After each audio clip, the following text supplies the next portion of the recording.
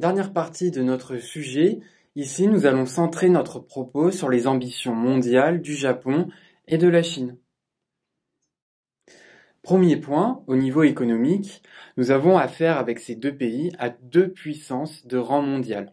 En effet, la Chine et le Japon sont respectivement la deuxième et la troisième puissance économique du monde, et les deux pays à eux deux cumulent près de 20% du PIB mondial. Cependant, ces deux pays connaissent des dynamiques différentes. Ainsi, le Japon, à l'image des autres grands pays développés du monde, connaît une croissance économique relativement faible. Et cette faiblesse s'est traduite par un recul du pays dans la hiérarchie des puissances économiques mondiales, puisqu'en 2010, il est passé du deuxième au troisième rang mondial, dépassé notamment par la Chine, qui, elle, bénéficie d'une forte croissance depuis les années 1980 et qui a vu son rôle d'atelier du monde consacré par son admission en 2001 dans l'Organisation mondiale du commerce qui a grandement favorisé les exportations chinoises vers l'ensemble du monde. Deuxième point, le Japon et la Chine disposent d'une influence politique et militaire inégale. Alors historiquement, ces deux pays ont longtemps été des nains politiques.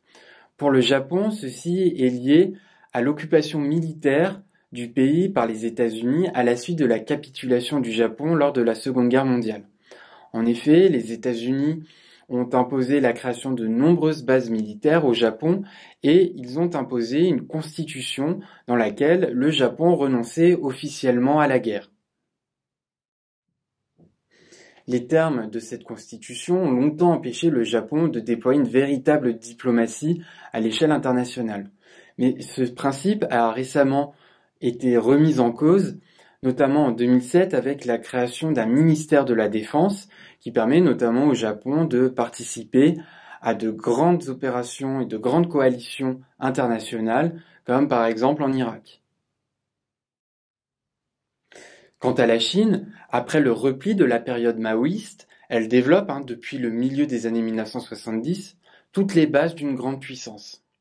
Elle dispose d'un siège permanent au sein du Conseil de sécurité de l'ONU et du deuxième budget militaire mondial depuis 2010.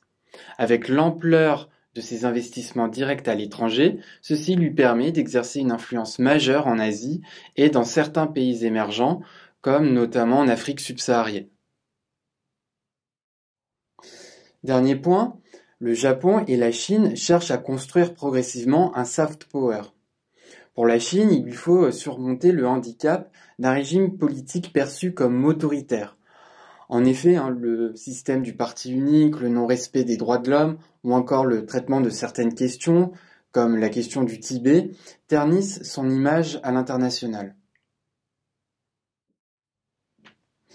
Mais la Chine cherche à diffuser sa culture et sa langue à l'échelle internationale. Nous pouvons citer ici le rôle des instituts Confucius qui doivent permettre de développer l'enseignement de la langue chinoise à l'étranger et qui sont plus de 300 en 2010. Et enfin, la Chine a récemment accueilli de grands événements internationaux comme les Jeux Olympiques à Pékin en 2008 ou l'Exposition universelle à Shanghai en 2010. Le Japon, quant à lui, bénéficie d'un soft power beaucoup plus marqué, notamment grâce au rayonnement de certaines de ses industries culturelles, comme les hautes technologies, les jeux vidéo ou encore l'animation, et grâce à la diffusion d'un certain patrimoine immatériel constitué par exemple de pratiques sportives comme le judo ou encore de sa gastronomie. Ainsi, le Japon et la Chine cumulent des facteurs de puissance qui leur permettent d'entretenir des influences concurrentes, non seulement à l'échelle asiatique, mais aussi à l'échelle mondiale.